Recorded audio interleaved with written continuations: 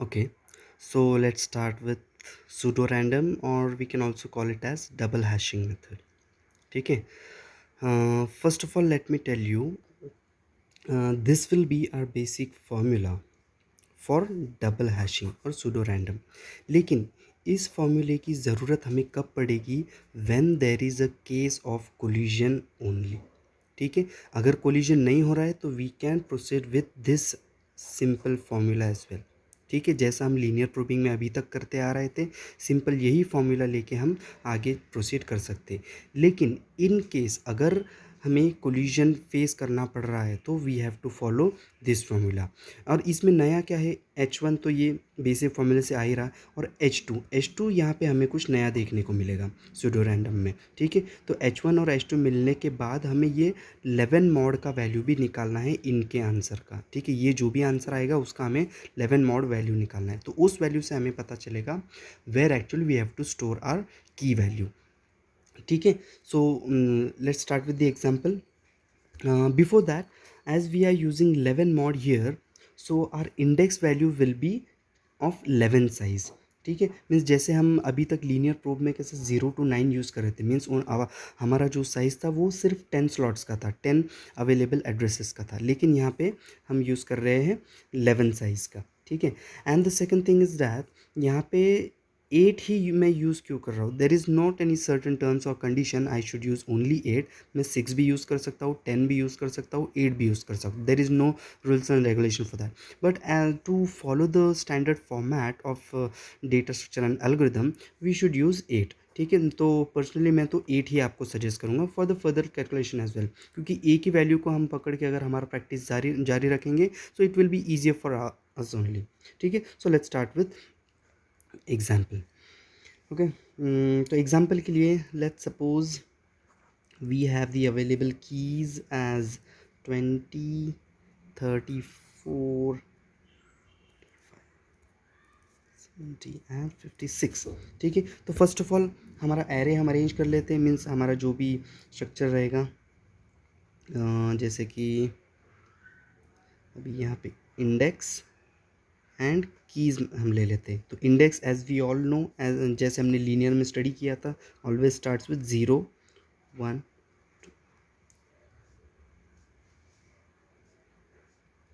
10. ठीक है, तो गैस जैसे मैंने कहा था कि as we are using mod 11 तो हमारा 11 स्लॉट्स का ये एड्रेस रहेगा. ठीक है, सो अभी हम क्या करेंगे? अब स्टोरिंग ऑफ डेटा हम स्टार्ट करेंगे. ठीक है, अभी वन बाय वन हम सारे ये कीज़ स्टोर करेंगे.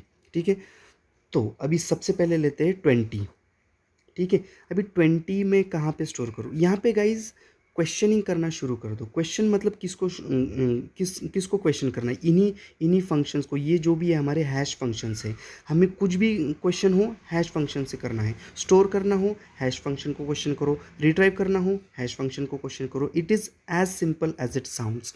ठीक है, तो अभी मुझे करना है 20, मीन्स 20 स्टोर करना है. ठीक है, तो मैं हैश फंक्शन को पूछूंगा कि भाई hash one help me to store the key value 20. तो हैश फंक्शन बोलेगा apply the formula. According to the formula we will store, that is key we have 20 mod 11. ठीक है, so what will be the answer for 20 mod 11? That is 9. Means the key value 20 is supposed to be stored at location number 9. Means index number 9 पे the key value 20 store होना चाहिए. ठीक है, अभी 9 पे आ गए, 20 वैल्यू हमारा अभी स्टोर हो गया. ठीक है, सो विदाउट एनी कोलिजन ये मेरा डेटा अभी स्टोर हो गया. ठीक है, अभी कोलिजन आया ही नहीं तो I don't have to focus for the formula number 2. ठीक है, यहाँ पे मुझे फोकस करने की अभी फ़िलहाल तो ज़रूरत नहीं है. ठीक है, तो इस फॉर्मूले को अभी हम हाथ नहीं लगाएंगे. ठीक है, क्योंकि हमारा सेटिस्फैक्शन रिजल्ट अभी यहीं पे मिल जा रहा है फेज़ 1 में. ठीक है, so no need to touch that. ठीक है, अभी second 34. Again ask question to the hash function help me to find next key value, that is 34. Where should I store 34? तो हैश फंक्शन बोलेगा अप्लाई द फॉर्मूला. तो formula की क्या है हमारा? 34 which we need to store. तो 34 mod 11 अगर मैं करूँगा तो उसका आंसर मुझे क्या मिलेगा? 1. Means the key value 34 is supposed to be stored at index number 1. तो चलो इंडेक्स नंबर 1 पे, इंडेक्स नंबर 1 जो कि वैकेंट है, ईजिली हमने यहाँ पे 34 स्टोर कर दिया, ठीक है। यहाँ पे भी same case, there is no collision, so we don't have to touch again for the second function, ठीक है। Again now it's for 45, again asked the function will say apply the formula, what is the formula, key mod 11, ठीक है। तो अभी हमारा की क्या है 45, ठीक है। तो 45 mod 11 अगर हम करते हैं तो उसका आंसर हमें मिलेगा 1, ठीक है। 1 पे स्टोर करने की अगर कोशिश करेंगे तो यहाँ पे हमें पता चलेगा कि 1 index means index number 1 is already occupied by some other value. अभी ये केस आ गया कोलिजन का, ठीक है। तो कोलिजन के केस में ही हमें इस फॉर्मूले की ज़रूरत पड़ती है, ठीक है। Means this is the second function, means इसीलिए इसको नाम दिया गया है डबल हैशिंग, ठीक है। तो अभी कोलिजन का केस अकर हुआ है, इसलिए हमें सेकेंड फंक्शन की हेल्प लगेगी। तो सेकेंड फंक्शन में क्या है, H1 भी इन्वॉल्व है, H2 भी इन्वॉल्व है। तो अभी हमारे पास क्या है अवेलेबल हमारे पास सिर्फ H1 है। So what we have to do now is we have to find H2. So what is the formula for H2? 8 minus k mod 8, ठीक है। So 8 as it is. So what is a key value, कौन से की पे काम कर रहे हैं हम अभी 45, तो 45 यहाँ पे आ जाएगा, 45 मॉड 8 आ जाएगा। तो अभी इसका अगर कैलकुलेशन में अगर करूँ गाइज तो यहाँ पे आ जाएगा 3, ठीक है। तो अभी ये आया सिर्फ मेरा H2 का वैल्यू, मीन्स जैसा कि हमारा ये फॉर्मूला के जो ये फंक्शन का जो रिक्वायरमेंट है अभी मैंने वो कंप्लीट किया है सिर्फ, डायरेक्टली ये इसको हमारा इंडेक्स पॉइंट मत समझ लेना गलती से, ठीक है। तो अभी हम सेकेंड फंक्शन का एप्लीकेशन करेंगे। Again I will write the second function that is h1 of k plus i, then h2 of k, ये फिर होल मॉड 11, ठीक है। अभी h1 क्या है हमारा, h1 जैसे आया था हमारे पास 1 प्लस एज इट इज़। अब ये खेल आता है i का। नाउ अभी इनिशियल फेज में i का वैल्यू हमारा क्या रहेगा 1 ही रहेगा, ठीक है। और आगे जाके भी ये इटरेशन भी अगर मेरा फेल होता है, ये इटरेशन में भी मुझे अगर सेटिस्फाइंग रिजल्ट नहीं मिल रहा है, then I have to repeat this formula, but in iteration 2 the value of I will be increased by 1, means ये 1 का बन जाएगा 2। फिर भी इटरेशन 2 भी अगर मेरा फेल हो रहा है तो I have to proceed for the iteration 3, वहाँ पे भी चेंज क्या होगा, सिर्फ I का वैल्यू सिर्फ 1 से बढ़ जाएगा, means instead of 2 there will be 3, ठीक है। नाउ H2 क्या आया हमारे पास 3, तो 3 whole mod 11 as that of function, ठीक है। अब ये क्या हो गया 4 मॉड 11, इसका अगर कैलकुलेशन करेंगे तो हमारे पास आंसर क्या आएगा 4, ठीक है। अब ये फॉर्मूले का पूरा आंसर हमारे पास आ गया, मीन्स 4, ठीक है। अभी किस वैल्यू पे काम कर रहे थे हम 45, means the key value 45 is supposed to be store at index number 4, means location 4। तो 4 पे हम डायरेक्टली सेव कर देंगे, स्टोर कर देंगे 45। तो ये हो गया 45 का काम। अभी नेक्स्ट दैट इज 70।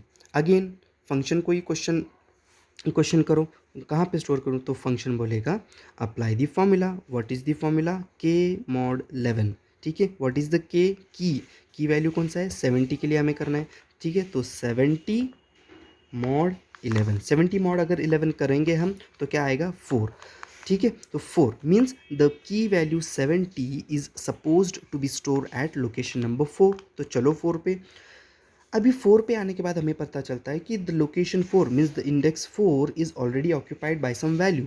तो यहाँ पे हमें क्या करना पड़ेगा, अगेन अगर हम यहाँ पे सेटिस्फाई रिजल्ट नहीं मिल रहा है तो हमें इस फॉर्मूले पे प्रोसीड करना पड़ेगा। इस फॉर्मूले में हमें क्या क्या रिक्वायरमेंट है H2 का भी और H1 का भी, तो ठीक है। ये फॉर्मूला अप्लाई करने के लिए so let's first find H2 का फॉर्मूला हमारे पास रेडीमेडली अवेलेबल है, दैट इज़ k mod 8, ठीक है। अभी इस फॉर्मूले को अगर अप्लाई किया जाए तो 8 की वैल्यू कौन सा है, हम किस की पे काम कर रहे हैं 70 पे काम कर रहे हैं, तो 70 मॉड 8 बन जाएगा। इसको अगर कैलकुलेट करेंगे तो डायरेक्टली हमारे पास आ जाएगा 2, ठीक है। अभी ये आया हमारा सिर्फ H2 का value. Now put it into formula, now put it into function that is H1 of k। मैं बार बार फॉर्मूला आपके सामने इसीलिए लिख रहा हूँ so that it will be easier for you guys to remember, ठीक है। तो H2 k फिर ये होल मॉड 11, ठीक है। H1 क्या है हमारा that is 4 plus as it is, अभी as it is iteration number 1 the value of i will be 1, ठीक है। H2 क्या आया हमारा 2, ठीक है, 2 होल मॉड 11, ठीक है। अभी ये अगर कैलकुलेट करेंगे तो 4 प्लस 2 6, 6 मॉड 11, 6 मॉड 11 का अगर कैलकुलेशन किया जाए तो आंसर हमारा आएगा 6। Means the value means the key value 70 is suppose to be store at index number 6। तो चलो 6 के पास, 6 यहाँ पे वैकेंट है तो डायरेक्टली बिना कोई कोलिजन के हमारा 70 सिक्स इंडेक्स पे स्टोर हो जाएगा। तो इसी तरीके से हमारा 70 भी स्टोर हो गया। Now it's turn for 56। तो again fire up the question for function कि भाई कहाँ पे स्टोर करूँ, तो फंक्शन बोलेगा गो फॉर दी फॉर्मूला के मॉड 11 की वैल्यू, की कौन सा है 56 पे हमें काम करना है, 56 मॉड 11 अगर मैं करूँगा तो इसका आंसर मुझे मिलेगा 1, but we know that 1 is already occupied, ठीक है, 1 ऑलरेडी ऑक्यूपाइड है तो H1 में हमारा कुछ मिला नहीं सेटिस्फाइंग रिजल्ट, तो देन वी H1 पे नहीं मिला इसलिए we have to proceed for this formula.